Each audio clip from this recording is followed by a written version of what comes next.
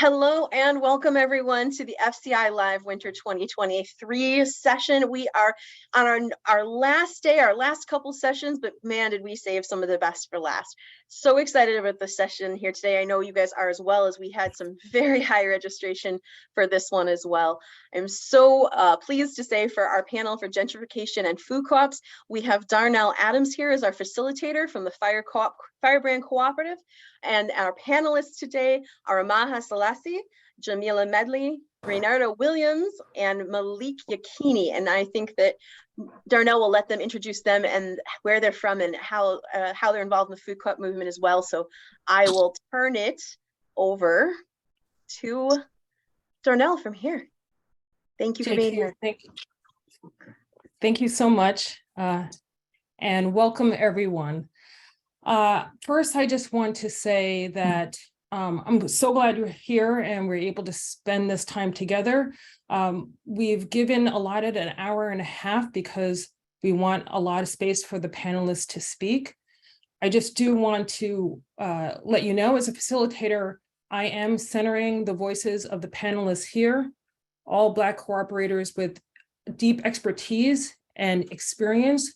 And this space is to allow them to share their ideas. It is not a space necessarily for open debate, but to be able to listen to the expertise and maybe hear some things that you haven't heard before, be challenged maybe in ways that you haven't, and really just take that in. So the space is centered on particularly for them and for Black voices. The other thing that I also want to say, and I think is important, as we speak about food and who has access to food and who owns food systems and what it might look like and what the ramifications for neighborhoods that we're organizing in, is that for me, the end game beyond cooperatives or any other thing that we're doing is that everyone has the right to live in a space that they are free from violence, especially state-sanctioned violence. And so I just want to say that, as we speak about this topic, generally speaking, for me, co-ops are not, I just want people to be able to live their lives free of terror and frankly, death. That's where we are right now. So with that, transition to the conversation and the panelists. And what we're going to do is, we've structured it where panelists will be able to speak about, we have some set topics, but mostly we're going to be having a free-flowing conversation between me and the panelists and each other. And then at the tail end of the panel, we will open it up for a Q&A. But as JQ had mentioned, feel free to go ahead and be active on chat. And JQ is going to be kind enough to be able to help me monitor that conversation. So appreciate that. So what we'll do is start with intros. And in the panelists' intros, we will, I'll ask them also to talk a bit about their personal experience in terms of gentrification in their neighborhoods, either where they're living or where they are working or organizing. And we'll go by alphabetical order. We'll start with Amaha, sellassie. Oh, alphabetical. My first name. Gotcha. Greetings, everybody. My name is Maha Sellassie from Dayton, Ohio, and Gem City Market. So you want to talk about our co-ops and gentrification, or anything you'd like to say in terms of your introduction to people so they know who you are? And then just a little bit about kind of where you are in terms of gentrification in your particular neighborhood, however you might define that. So the Gem City Market was in the area that was food apartheid, or something also known as food desert, right? We had 40,000 residents and no full service grocery store when we opened, and so it was a red line area, highly underdeveloped, right? Which actually makes it ripe for gentrification, like because gentrification is based upon the disinvestment of communities, and so we have 5,000 members. We've been open a year and a half, and I think we're working on how to figure out innovative ways to use cooperatives as a tool to fight against gentrification, which we can talk about later. So that'll be it. Thank you, Amaha. Jamila Medley. Hi, everybody. It's so good to be with so many of you, all of you. My name is Jamila Medley. I use she, her pronouns. I live here in Philadelphia, Pennsylvania, where over the last decade, I've been involved in supporting a lot of the infrastructure of developing a cooperative ecosystem. Philadelphia is a city that for hundreds of years historically has had cooperatives, including, Mr. Ben Franklin's time, right? We've had Black cooperative economic practices since the 1700s with mutual aid groups and the Free Africa Society. There's just a historic and real vibrant aliveness about cooperation and cooperative economic practices in this city. And more contemporarily, we have several mature food co-ops that have been in our region, one that's even 80 years old and older, a couple that are turning 50, as well as a few startups that have opened within the last few years. I got my kind of start in cooperatives, capital C, working at Mariposa Food Co-op, where I was hired initially as their membership coordinator, and then moved into a co-general manager position while they were trying to figure out what kind of management structure should be there. And that was where I really began to kind of see impacts of gentrification and food co-ops, and to really kind of begin to grapple with what that meant within how I needed to do my work, but also how the store itself was performing. I also live in a neighborhood with a 50-year-old food co-op that is expanding into a majority Black neighborhood, where there are already a lot of members. There's probably over 1,000 member households in the neighborhood, in the area where they're expanding. And so I have, as I'm thinking about that expansion project of my home co-op currently, I'm also just really thinking about these issues around how food co-ops contribute to, participate in, mitigate gentrification, but also really what is their role in thinking about racial and economic justice as they're moving and growing into communities. Jamila, thank you so much. And the new GM of Seward Community Co-op, Ray Williams. Hold up, Darnell. You said you were going in alphabetical order of first name, so that means Malik was supposed to go before me. So I was that's not right. prepared. No, it's too late now. It's too late. No, it's all good. Well, thank you. First of all, thank you to JQ for inviting me to participate in this panel. And thank you to Darnell for being the facilitator today. My name is Ray Williams. I'm the general manager at Seward Community Co-op. We're located in Minneapolis, Minnesota. We have 3 business locations with over 23,000 owners. So we've been in business for quite a while. This past year, we celebrated our 50th anniversary, and we are celebrating now a very historic moment for the co-op, with myself being the first Black general manager within its 50-year existence. So it's very monumental for us here. As we sit on the panel today, I'm hoping that I can bring a perspective from our experience with opening up our second location in our Bryant Central neighborhood in South Minneapolis, which was historically a African-American community with a large Latino population. So we had to do a lot of things, right, to organize the community around the ideal of a co-op coming in, as well as do a variety of different things to help the community feel comfortable and with the ideal of the co-op coming and gentrifying it. So I'm excited to have the conversation with you all, and hopefully I can provide some insight to help all of you on your journeys for either starting co-ops or continuing to build the ones that you have. Ray, thank you so much. And out of order, but certainly not last but not least, is Malik Yakini. Greetings, everyone. It's a pleasure, honor to be here, giving thanks and praise to the Creator and to my ancestors. I'm the Executive Director of the Detroit Black Community Food Security Network and a board member of the Detroit People's Food Co-op. I'm a Detroiter through and through. Those who know me know that.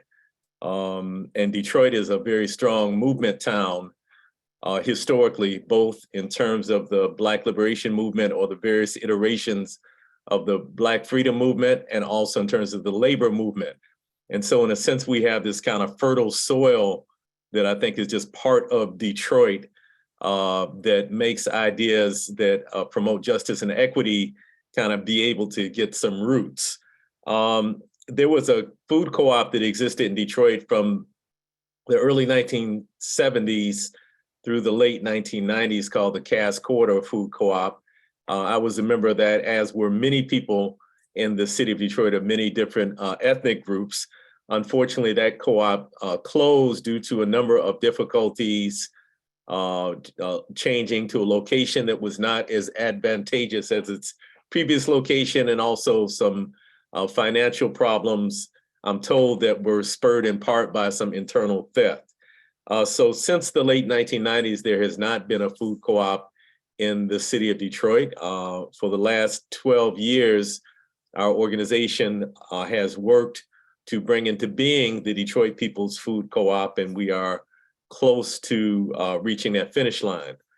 In terms of my personal neighborhood, I have the fortune of having lived in the same house since 1960, which is almost unheard of anywhere in the United States, but it's given me a great degree of stability and also has allowed me to have a lens on my neighborhood that is perhaps unique.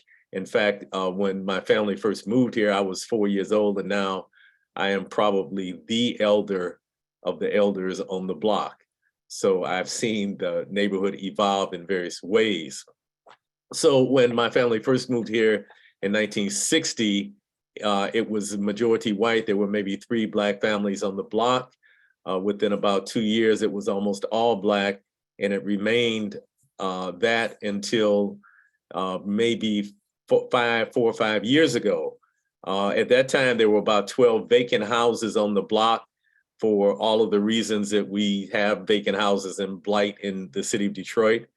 At that time, well, about 9 years ago, my son bought the house 2 doors down from me for $20,000. And then about 5 years later, a person bought the house on the other side of me for $130,000, just to show you how the property values changed within a very short period of time. So I now have a next door neighbor who I think would identify herself as white. And as I look out of my front window, the house directly across the street from me has a resident who I'm sure would identify herself as white as well. Although being white is not necessarily the qualifier for being a gentrifier, and there can be Black gentrifiers as well. I think I'll put a period in it right there. Thank you so much, Malik. I will actually introduce myself, I realize. My name is Darnell Adams. I'm a facilitator for the day, and also a owner of Firebrand Cooperative, which is a consulting company. I want to share, also on the board of FCI, as is, actually there's a few of us here, right? So both amaha and Jamila as well. I'll tell you a little bit, like a small story anecdote to kick off the conversation. So when I was organizing in Dorchester, Boston, Massachusetts, I know you're here, And now this was quite a few years ago when we had done a market study and I was getting the results. And the consultant said to me very happily, well, things are changing here.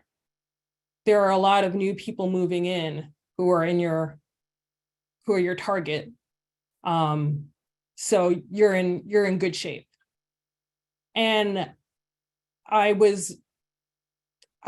suppose that on some level I should have been really happy, but instead I felt heartbroken. Like, what does this mean? It's good for our pro forma, perhaps good for what might be the store one day. It is going to be open this year. But what does it mean for the people who are here?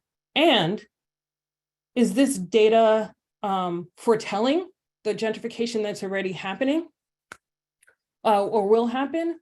Or is it that the co-op will be the gentrifying force or maybe an accelerator?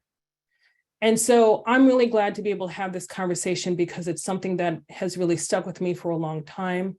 I don't have all the answers, but I'm really looking forward to the discussion and the wisdom that will come from the panelists.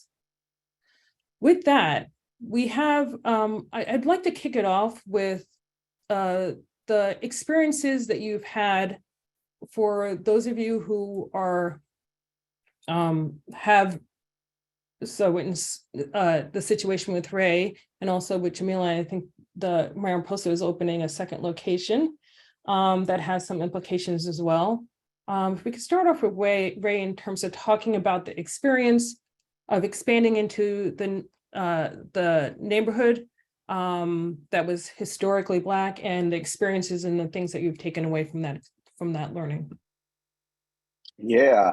So Sewer Community Co-op had one location in South Minneapolis, and I would say the customers that shopped in that location were primarily those, within white bodies. And we also had a nice percentage of East African customers and owners as well, too, because the location of our first location resided in an area where there was a high population of East African community members. When we decided to embark on the journey to move into our second location, there was a significant amount of pushback from the community because what they saw was a white-ran organization coming into a community that, was historically, again, African-American with a large Latino population. And I think that it was an aha moment for the organization, I would say, because the organization was like, hey, we're Sewer Co-op. We have a nice brand. And it had to rethink about how it was branding itself and how it was going to take an approach to bring the community in to create a space that was going to be open and welcoming to all. And like I said, there was a significant amount of pushback, but it took the organization to have to go back to some day one kind of like organizing, and that was very different for the organization, right? Because it had been around for a long time. So it required a significant amount of door knocking, required a significant amount of explaining what a co-op was. And also you were reminding a lot of residents, ones who had been there for a very long time and residents who had just moved in a location, that we were not going to be the first, co-op in that community. There was a co-op that was Black owned that was in the communities in the 1970s that was no longer there anymore. And how, it was our goal to bring the co-op back to the community and at the same time for it to be a community space. And I say all that to say that, again, it was not easy. There was some tough conversations with community members. There was a lot of people who were anti the co-op coming in, and there was a lot of people who supported it as well, too. But it really forced us to do a lot of listening from the community and ensure that we kept promises that the community asked for. And that was ensuring that we had people who were working in the store that looked like the people in the community. We had to ensure that opportunities that were going to come forward from the construction and the development of the actual space involved and included people from the community. We had to ensure that the products that the people wanted were going to be able to be inside the store.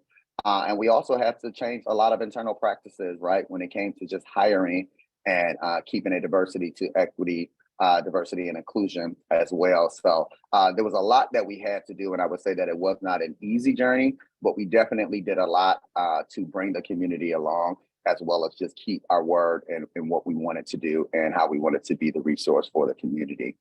I think since that time, I would say, you know, when we first opened the doors, I mean, we got thousands of memberships within like the first couple months, right? So to us, you know, that was very big because it's like, hey, we kept our word and people are believing in what it is that we're going to do. I think since that time, you know, when I think about other ways in which we try to engage with the community, we ensure we have a seed roundup program here where we raise, you know, anywhere from $12,000 to $13,000 a month, you know, to give to a nonprofit or organization that is doing some powerful things within the community. And we commit ourselves to ensuring that, you know, people in the community, you know, closely connected. We have a community center right across the street that has a food shelf. You know, they've been a very consistent recipient of that. I think about just more recently, one of our seed recipients is a business that's going to be open directly across from our friendship store, where it's going to be an incubator for African-American entrepreneurs who are working on food, heritage food, and providing a space for a commercial kitchen. We guaranteed that they're going to be one of our, you know, seed recipients as well too. So we really try to create an approach of being a partner and providing resources to minimize gentrification happening in the area and just working with all the businesses that already exist. So I know I rambled a lot, but hopefully I got enough out within that time frame. You did not ramble a lot. You actually put a lot of kind of seeded the space for a lot of different ways that we can have this conversation. And I realized that I was remiss in terms of framing this a little bit more. I know some people have been in this conversation for quite some time about what gentrification is.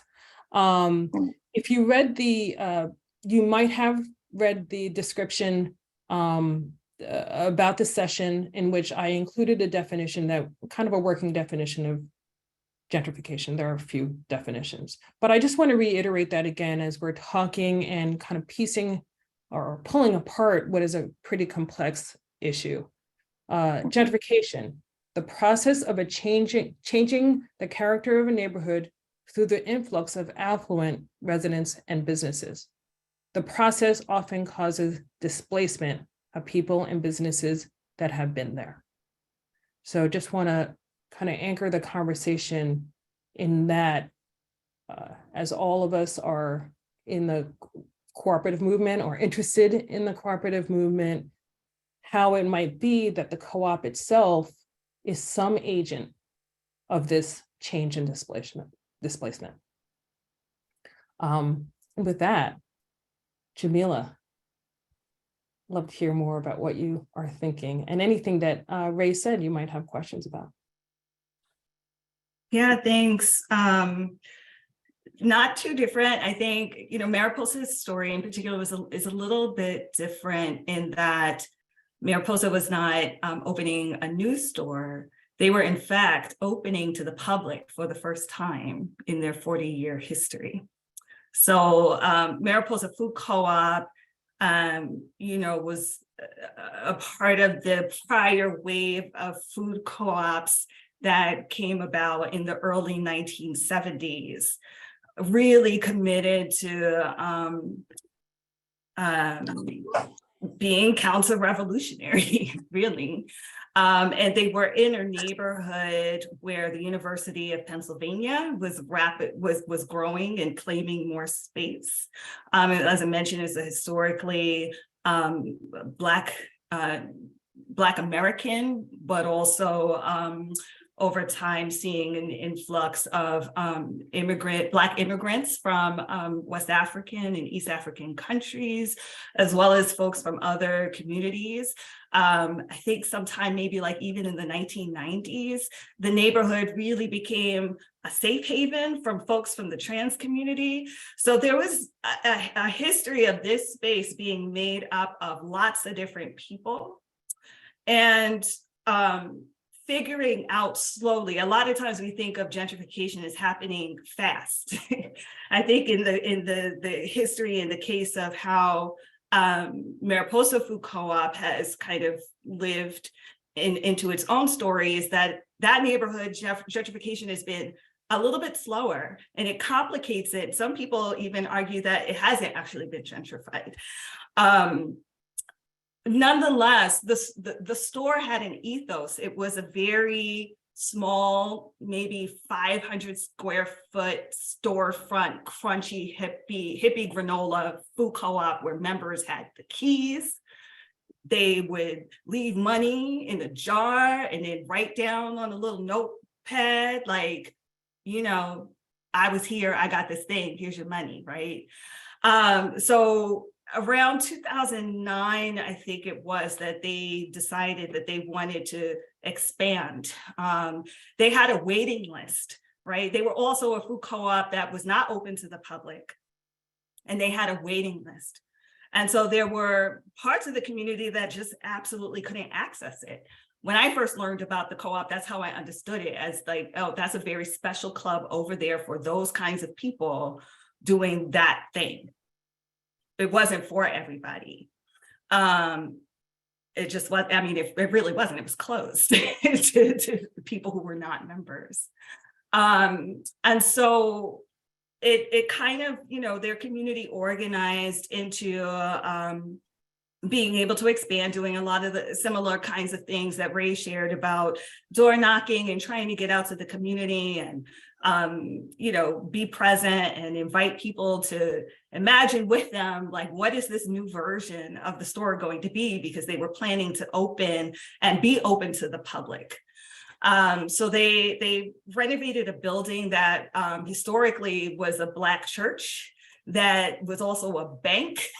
And then it is now a food co-op grocery store. So the store opened in 2012. And just to kind of like situate myself in it, I worked at Mariposa between 2012 and 2015, just as this expansion process was, well, not the expansion process, but just as the store opened. I started there. And immediately there were like these interesting things happening, right? Between JQ and I were just talking about this before we started the session, where the store was wildly successful. If you looked at the volume of food and goods moving out, it was unprecedented how this store like broke the marketing studies and feasibility studies that had been projected for them. They way outperformed what anybody thought was going to happen. So in many ways, it was seen as a successful store because the enterprise was making money. But we have to think about cooperatives also in the lens of them being associations of people. And so there's this other question rooted when we're talking about cooperatives, that's about how do we want to be, not just what we want to be, but how do we want to be? How do we want to be together? And so this is where I think the rubber kind of was meeting the road, where the people who were shopping at the store and making it wildly successful overwhelmingly were not reflective of the majority of folks that were living in that community under its shadow, so to speak. And so there were, initially, I wouldn't say that there were tensions, but there were glaring irregularities.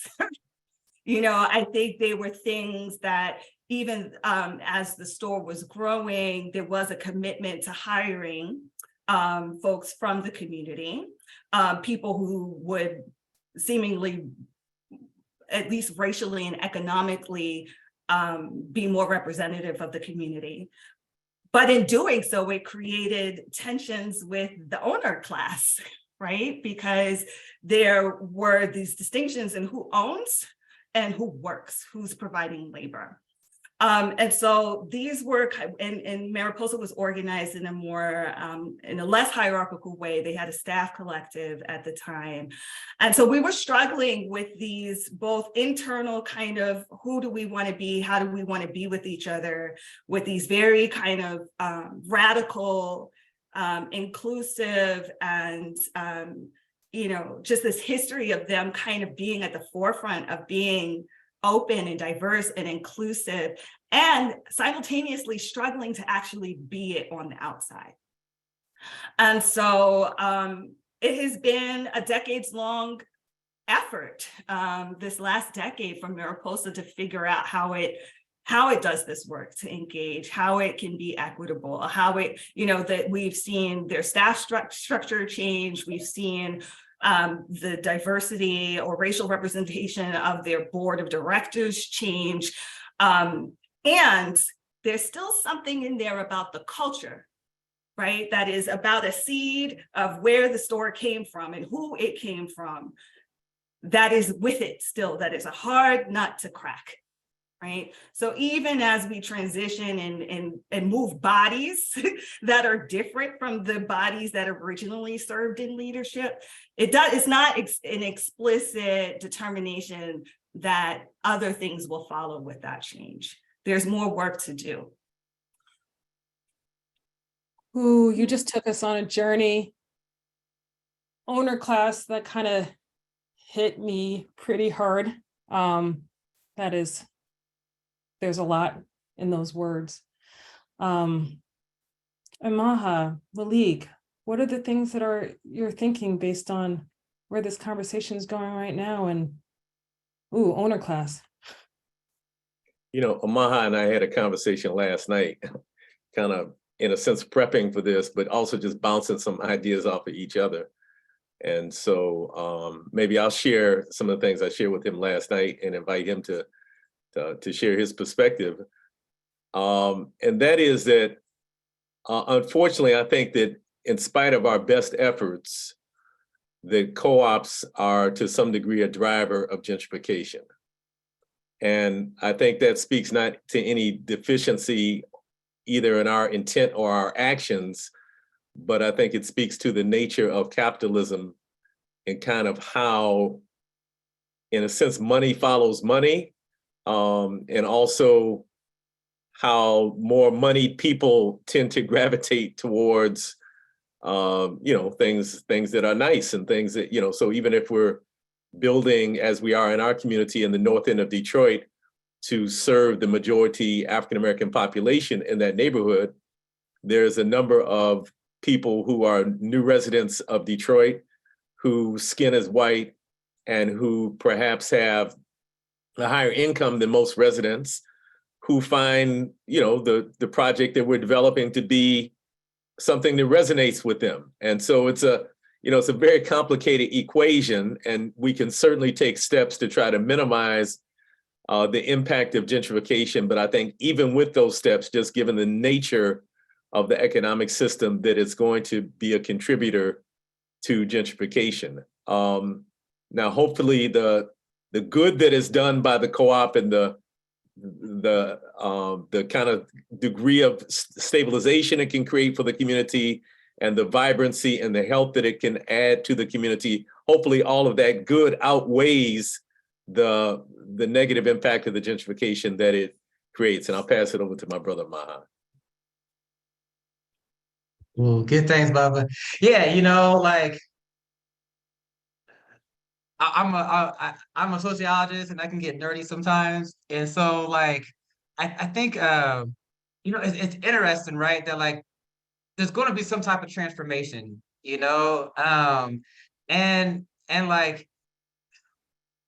I think the challenge is, right, that I appreciate what Jamila said about it being a long process, right? Because on some levels, gentrification is like the reorientation of the purpose of cities, right? Where it was now they're becoming ways to extract capital, you know what I mean? Whereas, like Malik was saying, following the money, you know what I mean? Whereas before it's about housing and this sense of belonging, you know what I mean? And so that's why I think the purpose is so important, because the opposite would be that the Black community, who has already been redlined and forced into disinvested communities, is then expected to just live in squalor and live without, for fear of gentrification. You know what I mean? And it's no, I don't think that is right.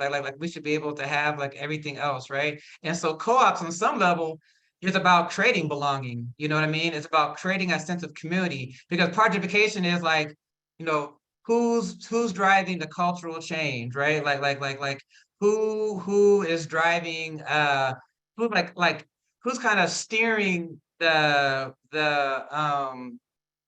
development, you know what I mean? And so I think that's like part of the key, you know, you know, I'm kind of resolved to what Malik Bob said, that like, you know, I think there's going to be some regardless, but I think like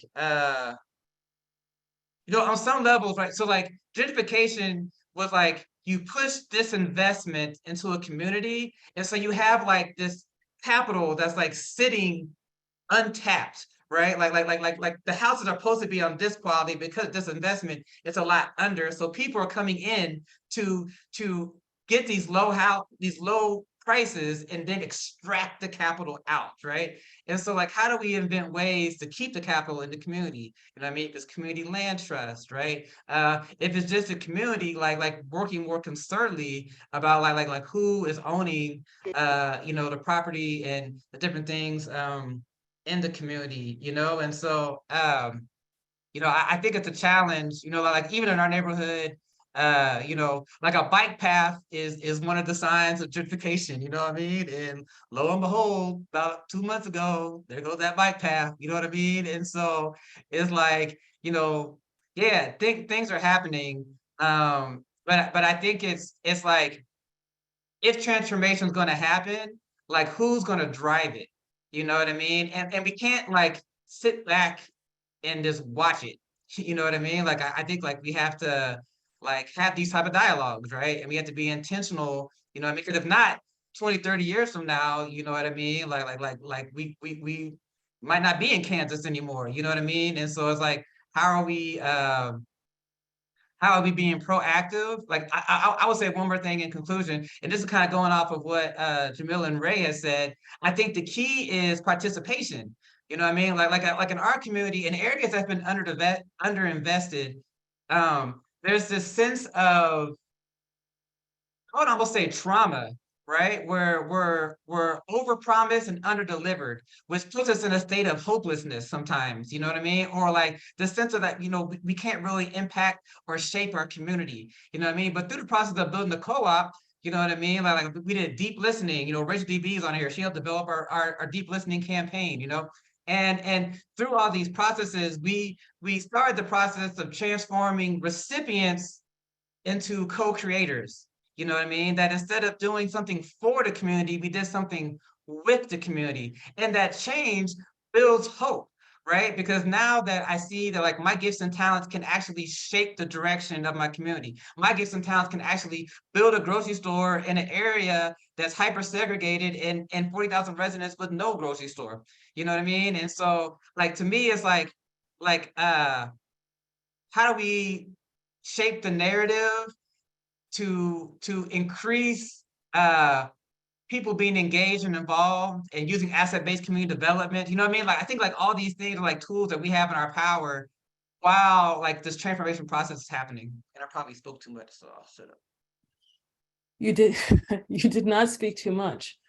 And I'm hearing a few things too. And I want to actually go back to this idea of like something being in the DNA of the organizing. In the organizing phase, there are many people here who are right now organizing, about to open, or just having a kind of a vague idea of what co-ops can be in their community. But this conversation might give some folks pause, and maybe rightly so, in terms of thinking, what is it that in the very inception of their idea, and the very coming together and thinking about what this co-op could be, that may or may not be the thing that creates the very situation that they say they do not want. What are the pieces? What does that look like? I think Amaha, you spoke a little to it, but I'd love to hear a little bit more about what your thoughts might be, particularly for folks who are organizing right now.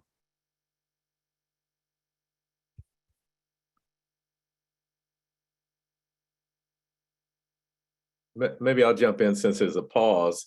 and just talk about some of the things that we have attempted to do with the Detroit People's Food Co-op to try to mitigate the impact of gentrification. I also want to recognize my comrade and ally, Randy Hart from the Detroit People's Food Co-op, who is on the line. Throw your hand up for a minute, Randy, who is one of the leaders of the anti-white racism study group that we have, which is also part of this effort to figure out how we create space for Detroit's white residents to be a part of the co-op, but have them come in as people who respect the humanity of themselves and the Black leadership of this co-op.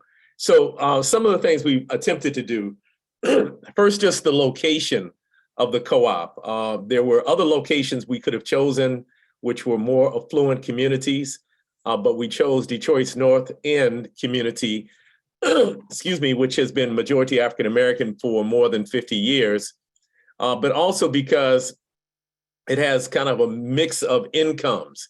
And one of the things that we found early on in developing this project is that while we are dedicated to serving those who are most in need, you also have to have enough people who are going to shop there who have a bit more disposable income to kind of keep the whole thing afloat. And again, this is just part of the nature of capitalism. And let me state, in case somebody thinks in some way I'm defending capitalism, that I hate capitalism.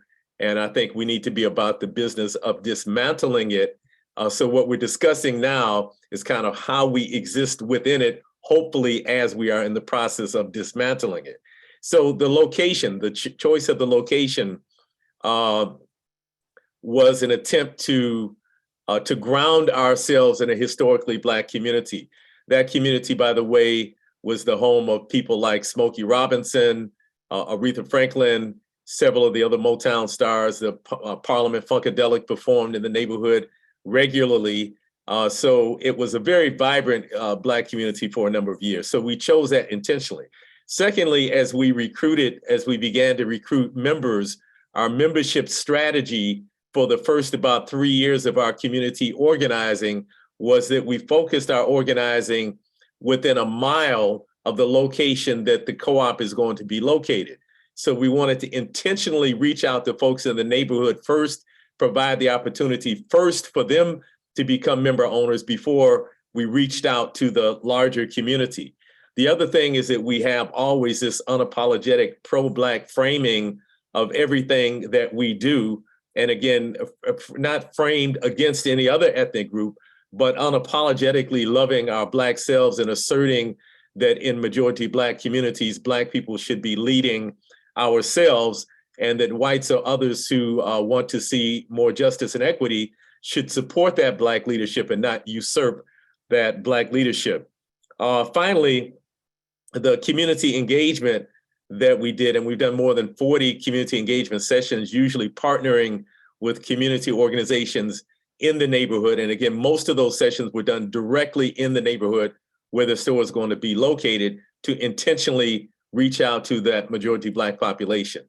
We also have a scholarship program that we offer memberships at, well, I'll put it like this, half of the membership fee is put in on behalf of low-income members of the community. And again, that is an attempt to make sure that we are grounded in that community and that the membership fee is not an obstacle. So those are the things that we have attempted to do to try to mitigate the impact of gentrification. Thank you so much, Malik. Ray, I'm curious about, with your second location and in the historically Black and Brown community, and the different things that you have done in terms of hiring, food selection, procurement, all of those things. What is your view? What do you see in terms of the effect on the neighborhood? Has there been ramifications in terms of gentrification, or has that been minimized through the efforts that you outlined? I definitely believe our efforts has minimized it. I would think after, we'll be open 8 years of this location in October. So visually, like, we can't see it, right? What is happening to rent prices and housing in a particular area. we're not as exposed to on a daily basis. But from a visual standpoint, no, I will go on record to say that that has not been an impact. With that being said, though, just to piggyback off of a lot of things that Malik said, the engagement, following through on our commitments, creating avenues for people to become members of the co-op by offering, discounted rates and them having the ability to pay off their membership over time has been beneficial. We have a needs-based ownership program. So you have the needs-based ownership. And if you meet certain qualifications, you get 10% off your shopping every time you shop at the co-op.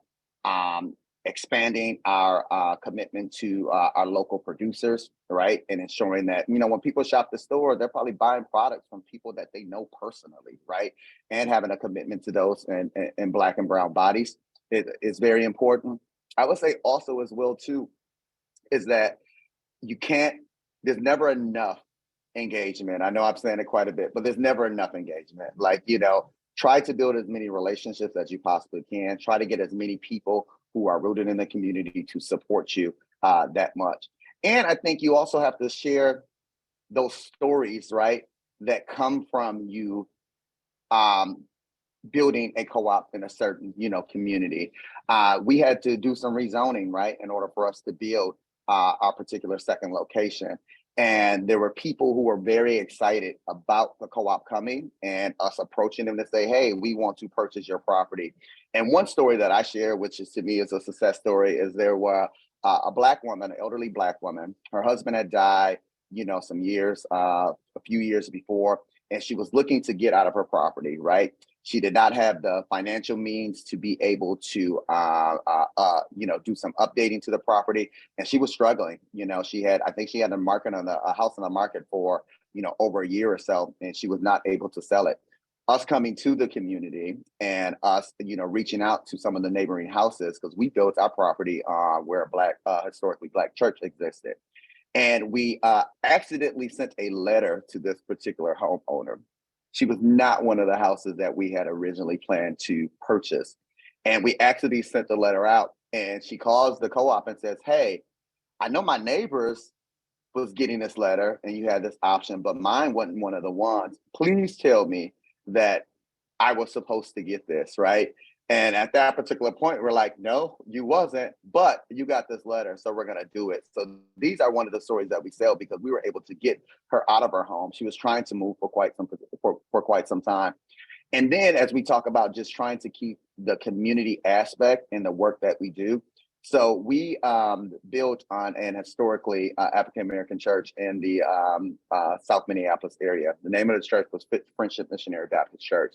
We named our second church, and we named our second store Friendship to show homage to that particular church. And this was a church that Martin Luther King Jr. spoke at and so forth.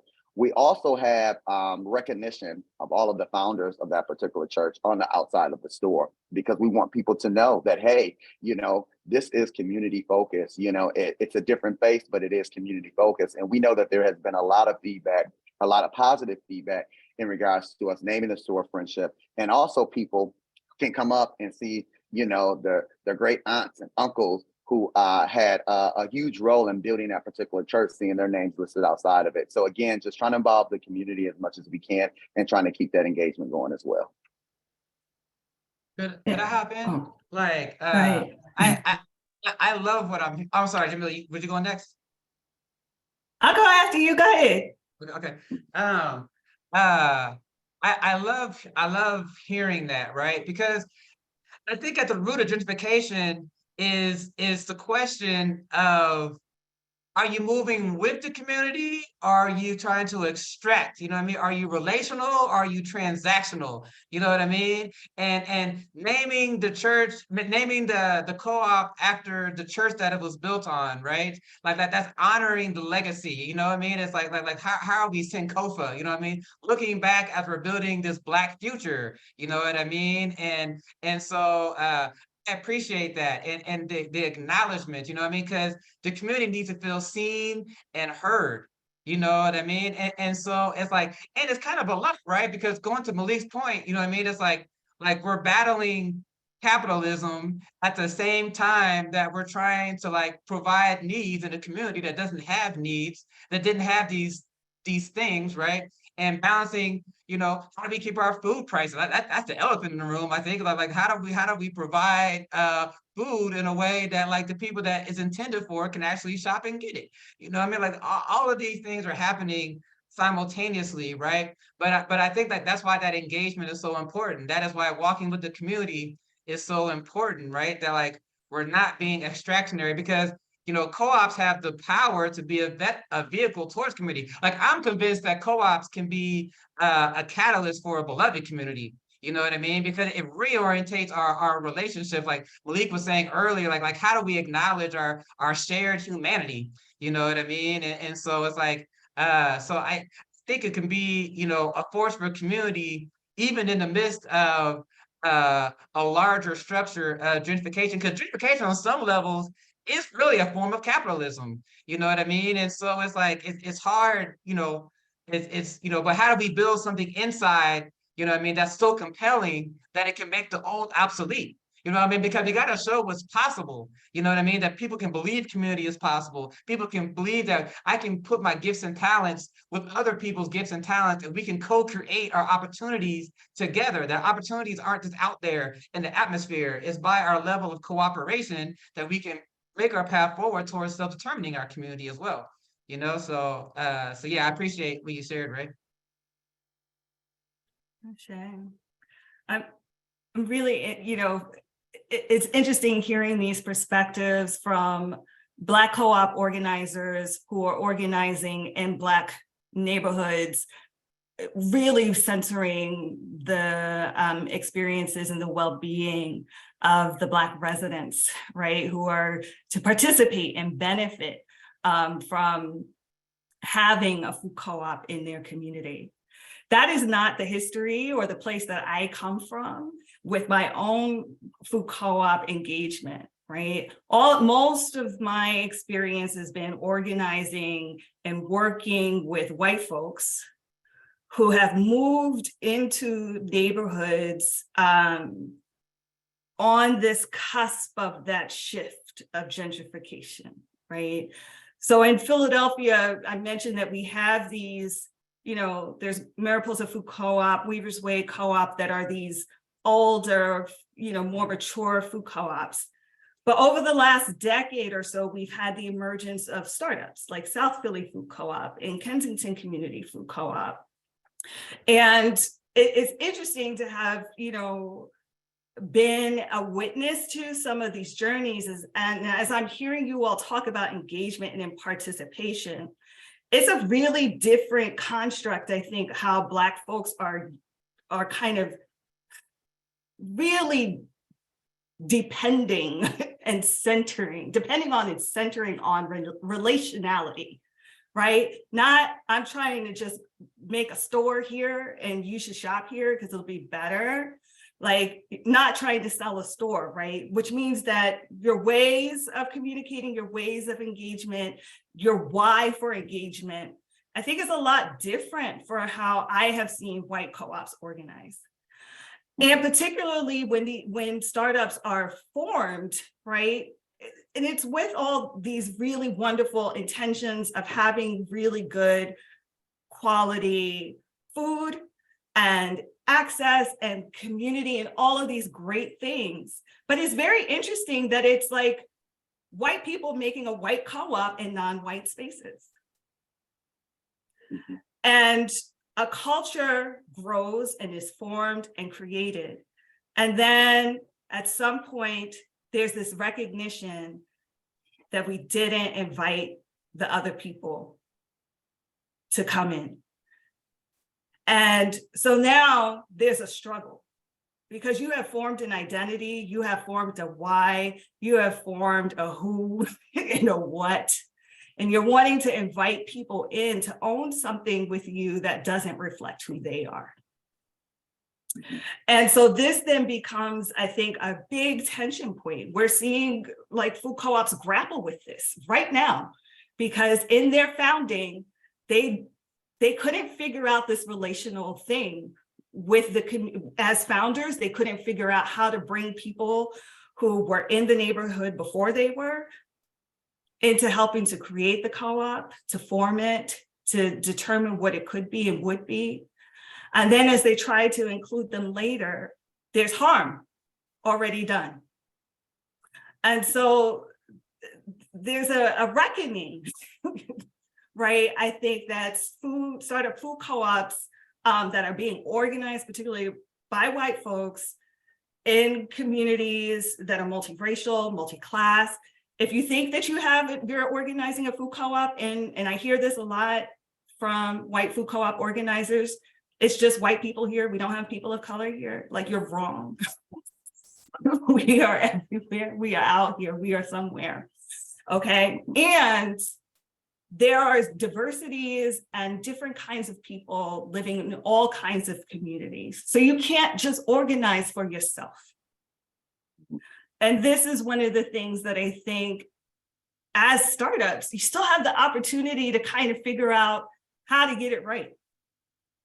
If you need to course correct, how do you course correct now? And, don't assume that they will come later.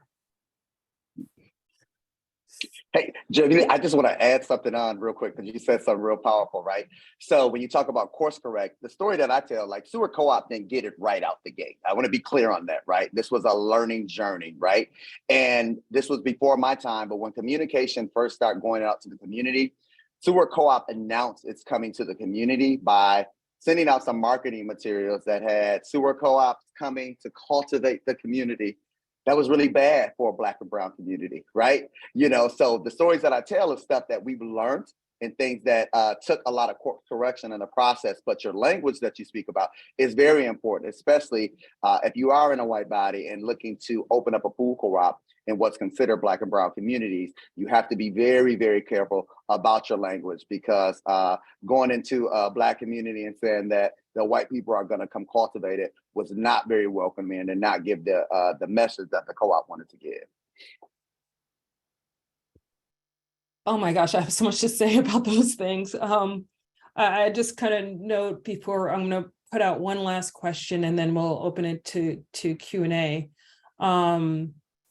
Everything that's been said, certainly the undoing, the unraveling of the harm done is certainly what I've seen often and had many conversations with different co-ops about that, white-led co-ops.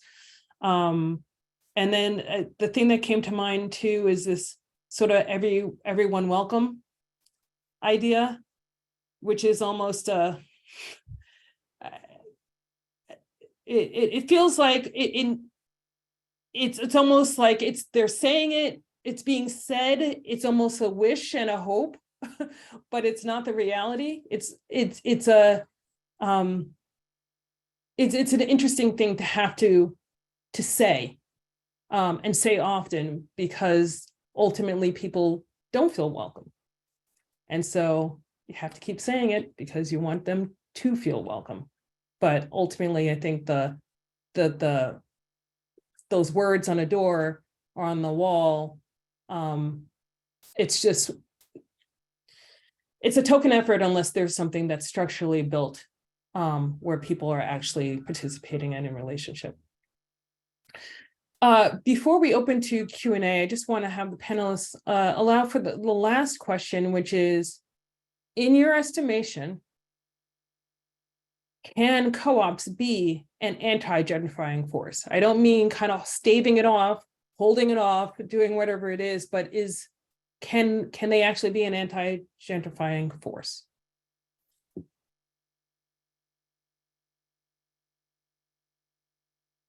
I'll jump in. Something that you said a minute ago, I thought that was interesting, right? When you said that, like, we can't just put a sign that says welcome, right? If that's not like actually like what we're trying to practice, you know what I mean? Like, and so I think, like, even within cooperatives, what are we actually embodying, right? Because, like, structure itself is an idea that we put our resources to, right? So if welcome is the idea, right, then, like, how are we putting our resources towards making that space? You know what I mean?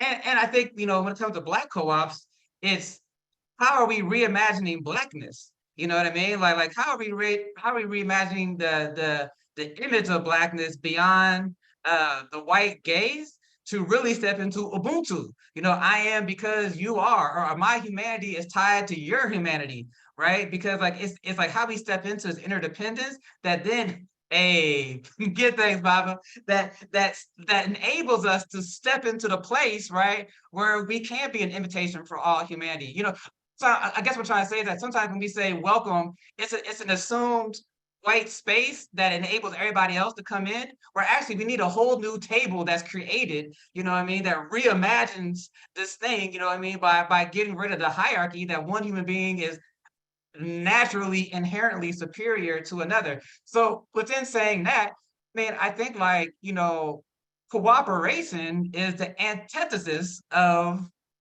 capitalism. It's the antithesis of independence. You know, so like at the root, it's like how do we learn how to be more cooperative? Cause I think part of your question, you know, from my own lens, is that like if cooperatives can't do it, then we're kind of saying the community can't do it. You know what I mean? It's like who's gonna control the communities in the future?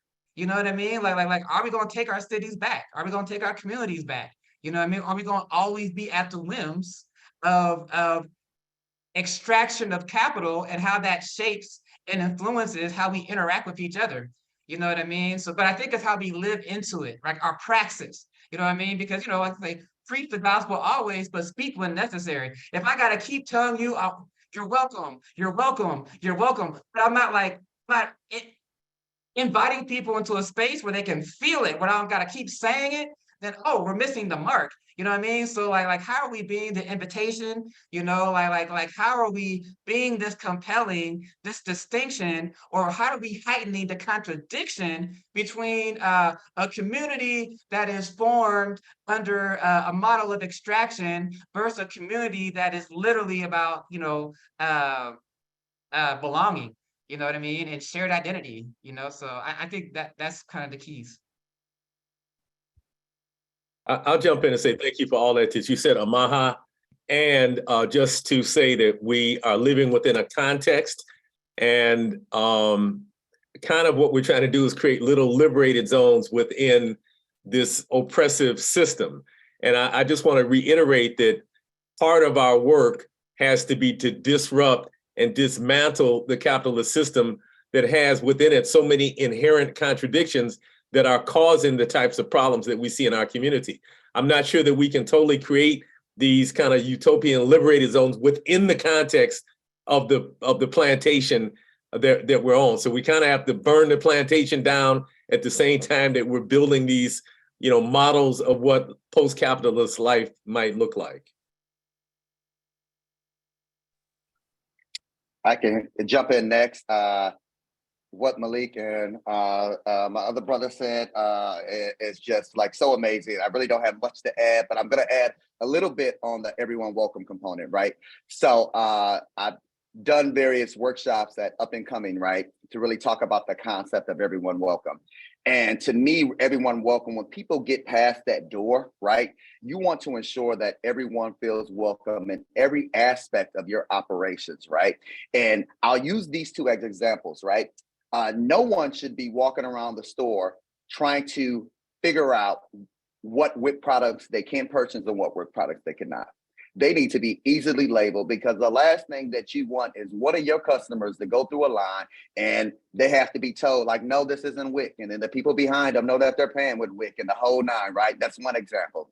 Another example is, right, is that all of your people, right, if they're a cashier, for example, and they're checking someone out, they should know how to process WIC items, SNAP items, and the whole nine. No one wants to have their light go on, their manager come over to say, I don't know how to process this or anything. So when you talk about everyone welcome, it goes down to the small day-to-day operations to ensure that everyone is feeling welcome when they come into your environment. So that's the last piece that I would share on that question.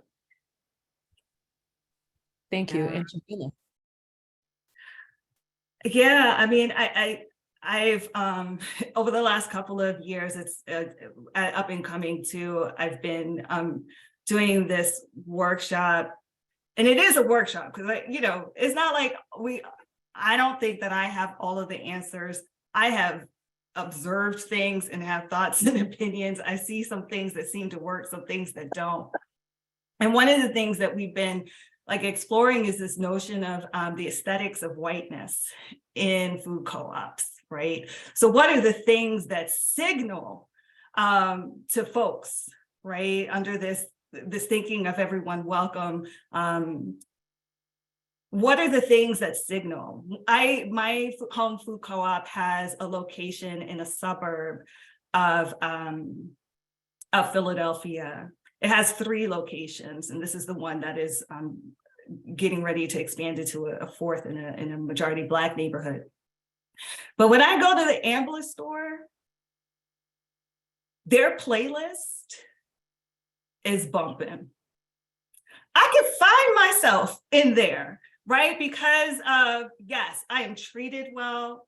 I know that I'm getting really good, high quality food. I know what their buying standards are. The values connect with me.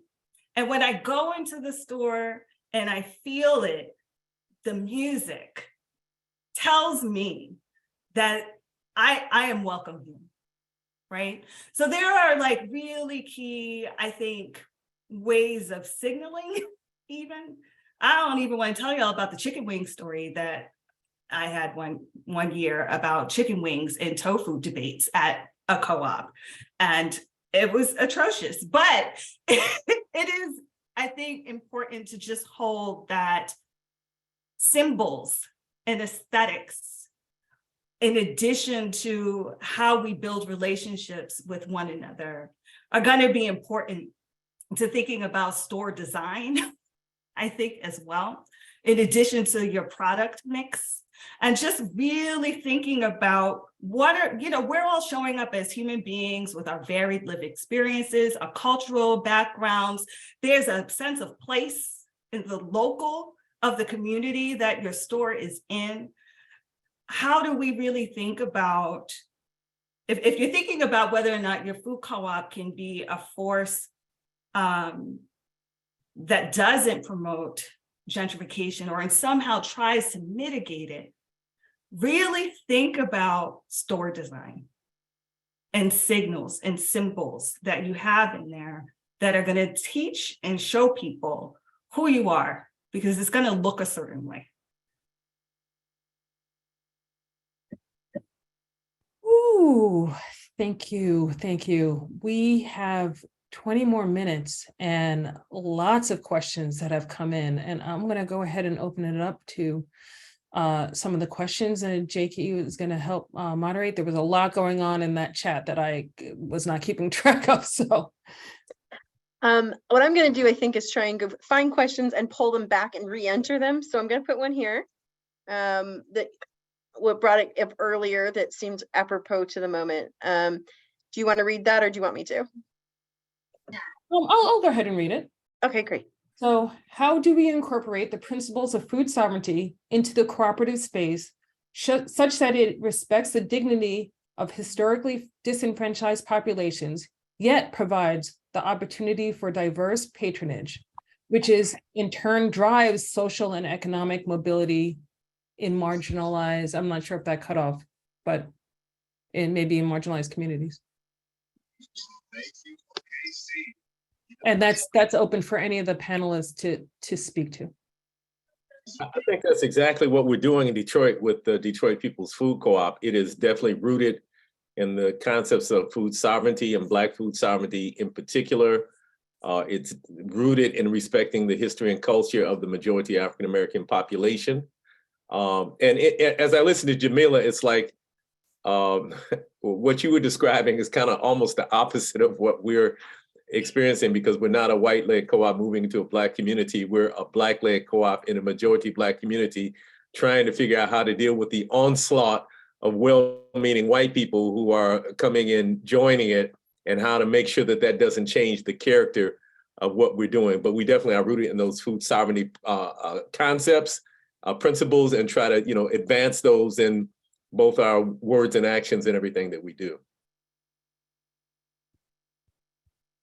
Anybody else want to answer? I mean, it's beautiful, and I know there's a lot of questions, but if someone feels moved to speak, make sure. Yeah, I think maybe like how so like in Dayton, we have the Gem City Market, but we also have Co-op Dayton, which is like we're trying to build like a cooperative ecosystem, and so like right now we're getting ready to produce some sort of cereal grain, you know what I mean? So I think when it comes to food sovereignty, like how are we building our Black farming infrastructure or even local farming infrastructure, you know what I mean? So like how can we utilize the market to then build out more of the ecosystem, you know what I mean? Because now you have this engine that can be a catalyst for it. Thank you so much. appreciate hearing the language of food sovereignty, because I think it wasn't always true that food co-ops really held that language. Or I can remember when I was at PACA, part of the journey that we had, we organized and met with the local food co-ops every other month. And one of the things that we realized is, like, in all of these different co-ops, they understood food sovereignty to mean different things, right? So I don't think that there was a sense of what it was that their purpose around food sovereignty was, or how do we move as an ecosystem towards trying to provide these needs with thinking about food sovereignty. I think a big part of what is also helpful is to take time for study, take time to learn together. And that's another really important strategy for also building and deepening relationships, is to find out what are these gaps in your community that you can help fill by learning together. You don't always have to know the answers to get started, but you can start together by learning together sometimes. Thank you. We'll take the next question, JQ. Oh, did you put it in already? Ah. So fast. Thank you. How does a co-op that is ramping up outreach and engagement to increase membership in order to have enough members to be open based on FCI's modeling reach out to the African American community? Ray mentioned that community meetings when the co-op is getting ready to open, and Jamila is talking about when the store is already open, but we need to entice to join before the store, investing in the future. No, I think Yeah. someone else jumped in. Mine was just gonna be mine was just gonna be very briefly. I think within Black and Brown communities, a lot of times there is sometimes a lack thereof understanding of cooperative economics.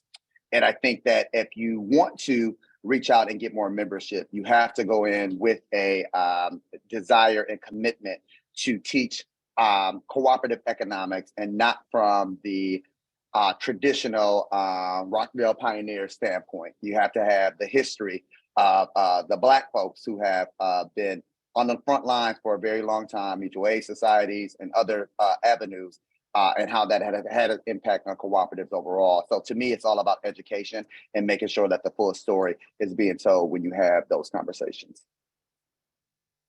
Thank you, Ray. Yeah, I feel that, because like connecting with Ray and Jamila said earlier, I think like Black cooperatives have a different lens and purpose. Like liberation was the goal. You know what I mean? Like there's been a disconnect between like the freedom movement and the economy that was needed to build freedom. But like if I understand your question, I'm gonna say, in all due respect, like I don't know if we want to entice people. You know what I mean? I think we want to walk with people. You know what I mean? Do you have some Black folk that are part of this planning team that are like going into communities to walk with the people and to grow this together? You know what I mean? Because like we can't be doing things and if people feel that, they will feel that like this is not for them. You know what I mean? And so like I think it's key that, if you're trying to get, if you're in a space where you're trying to get more African American people, then having African American people doing that work to bring people in and allowing their voice to shape the direction of the market, so they're not just like, being added in to meet a number, but like they're actually like a meaningful contributor into the shaping the direction and the flow of the co-op. Thank you so much. I have to say, I'll add in real briefly too, kind of just to address the elephant in the room. When it comes to Black and brown people, our trust ain't there right away. You know, it's deep-rooted trauma, you know, as it relates to communities working together and so forth. So, you know, amaha's, you know, suggestion of making sure that you find people to walk along with you is very important, because there are going to be levels of trust that needs to be broken in order for conversations to, you know, really start. I want to add to that also and say that, again, we are a Black-led co-op focused primarily on Detroit's Black community. But even with that, it's difficult to have robust engagement with our community for so many reasons. For the reasons that Ray just named, for economic reasons, you know, people often are working, you know, multiple jobs, and then having to come to another meeting is just another layer of things to do, whereas sometimes whites have more disposable income and more control over their time. There's this persistent history, frankly, of Black people accepting what some people call the Declaration of Black Inferiority, accepting this idea that if something is Black-led, that it's somehow inferior to things that are white-led. And this has a deep impact really on our psyche. So anytime we try to organize anything in the Black community, we're up against this self-hatred, which really is a byproduct of the system of white supremacy. So, you know, it requires time, you know, it requires legitimate community leadership that is embedded in the community and that people respect. And then even with that, you have to build with people over a multi-year period in order to really get people engaged fully in the project. But I just want to acknowledge that it's difficult organizing in African-American communities for all of the, you know, historical reasons that I named. Shame. I think that's one of the reasons why I see collective courage being dropped in the chat. And I do think it's also really, you know, because of the distrust, the historic harm, the consistent and contemporary harms.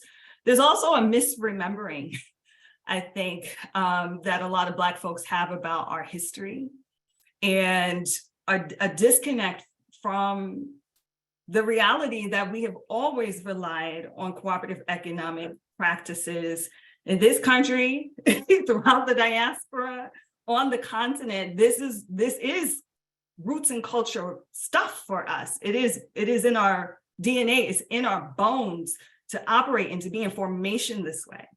And I think that that's why, to the point of it taking so much time, you know, and this is also part of the challenge with capitalism, right? Capitalism don't want to go slow for nobody, right? And enterprise creation wants to move fast, and it's got deadlines, and it's got money goals to meet. Human beings function at a really different pace, right? And so really trying to negotiate what seem like paradoxes, really. How do we hold the enterprise, and how do we hold the people? And believe that the people are likely going to move slower than the enterprise. And sometimes the enterprise has to slow down and wait for the people to come a little bit, right? So it's this back and forth that is happening. But I do think one of the entryways, and we've kind of like established this and really changed the ecosystem of what co-op development looked like when we did intentional study, intentional relationship building, and intentional support to help Black folks remember that this is ours. This ain't new for us.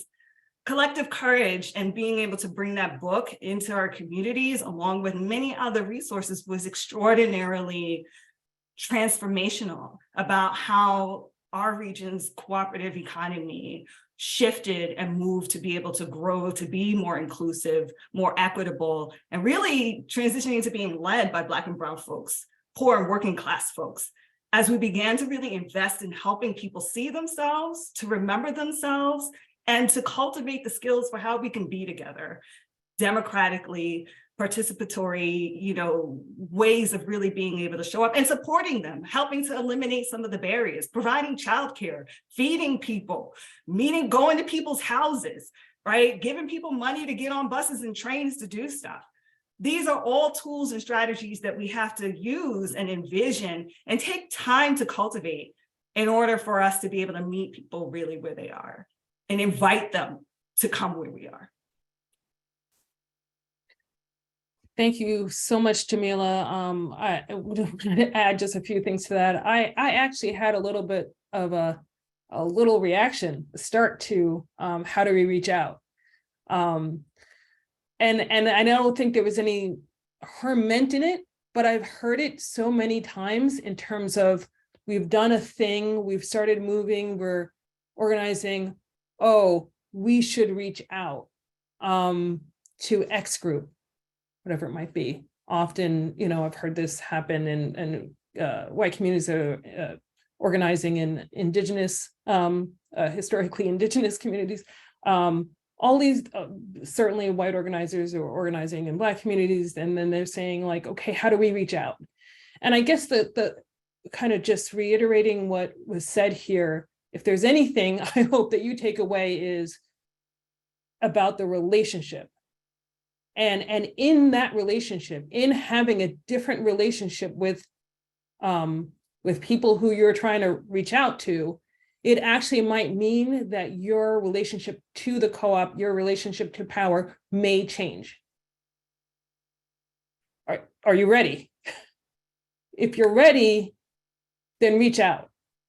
If you're not ready, then you may not, then just, you are what you are, maybe to own that.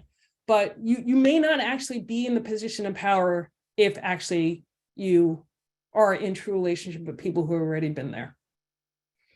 Can we get a poetry rewind on that one? Because I think that's like a key point, because you can do more harm unintentionally if you're not actually ready to actually do this work for real. So I appreciate what everybody's saying. Okay, I was trying to be the neutral facilitator, and then that just came out of my mouth. I'm sorry. Ain't no such a thing. I tried.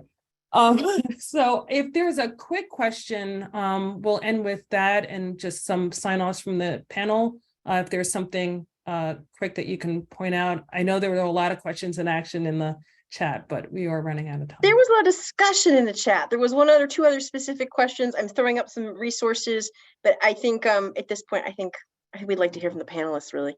So I think we'll call it in for the question. Okay, great. Thank you for everyone who participated in the vibrant chat. And I want to close out with the panelists and whatever they like to say in closing. And we'll do this in real alphabetical order. By first names. Amaha, please. Hopefully you're gonna go in reverse order this time. No, okay. Like one word that I have not heard, maybe I missed it, but like love. You know what I mean? Like what is this underlying power and force that we're walking in and moving in, because like if we're trying to step into a different world, if we're trying to create new patterns, and we got to live into those patterns. And I would feel that love, abundant love is like the root of it, and so like how are we engaging the community, making it involve being relational and not transactional, and building deep trust. Right? Because I think that's the key. We got to move different than what we've seen if we're going to get to a new place, right? And these are the foundational stuff. So I'm loving this conversation. Like I told everybody in the beginning, my main reason for jumping in was so I could pick everybody's brain. You know what I mean? So I'm thankful for the space. Thank you, Amaha. Jamila? Oh my gosh. I don't know. Yeah, I'm so moved. This has been great. Thank you, JQ, for inviting us in to have this dialogue. Darnell, I think you said what I think is so real. And I tell people, like, it's okay if you don't want to do it. If you don't mean it, don't do it. Don't do it. It's okay. Don't fake the funk, right? People don't know if you're performing for them. I think it's also true, like our relationships in this society to power are so real. Like what we hold and where we find our power is so critical to so many of our identities and how we see ourselves. that the threat of having to share it, or, you know, somehow there's this notion that if I give some away, I give it all away, right? So like we have to really interrogate our individual sense of how is power showing up for me. What is power looking like in the organization and how we're distributing it, and how intentional is that? And then really imagining that you actually might have to give something up, and learning to be okay with that, and figuring out what you're going to do when you have to give it up, how you're going to help yourself feel better because you did it. That's it. Thank you. Malik. Thank you. Thank you to Darnell for setting the panel up. Thank you for JQ for all that you do for the co-op movement. Thank you to my fellow panelists for your profound and deep thinking. I would just end by saying that I think that as we're building co-ops, we also have to be about the business of making a radical shift in power in American society. That co-ops can actually be a vehicle towards doing that. It's my hope that co-ops will promote an economy that is not extractive and will move people's consciousness to seeing the deficiencies in the extractive capitalist economy, and eventually will help to move people away from the monopoly that capitalism has on our minds. But we have to intentionally be about the shifting of power at the same time that we're building cooperative economies. Secondly, I'll just say that my interest is in promoting Black self-determination and in figuring out how do we create Black institutions, Black-led institutions in Black communities, and not so much how do we get white institutions to act more justly and to be more attractive to Black folks. Although I think that's important work, it's not my work. I think white institutions should be racially just, but I just want to be clear that my work is about how do we build self-determination in Black communities. And then finally, I'll say that I am an eternal optimist. I don't want anyone to mistake my scathing critique of capitalism as being, some kind of defeatism, because I certainly am not in that space.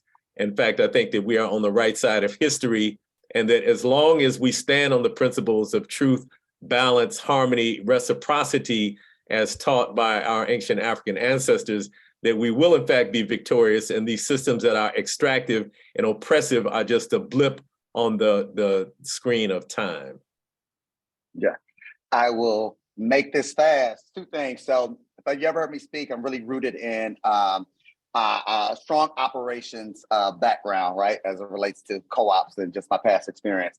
But I would say this, one of the conversations that we are having here at Sewer Co-op is how do we shift this thought process of good customer service to creating a good community experience? So that's one thing I want to leave all with you.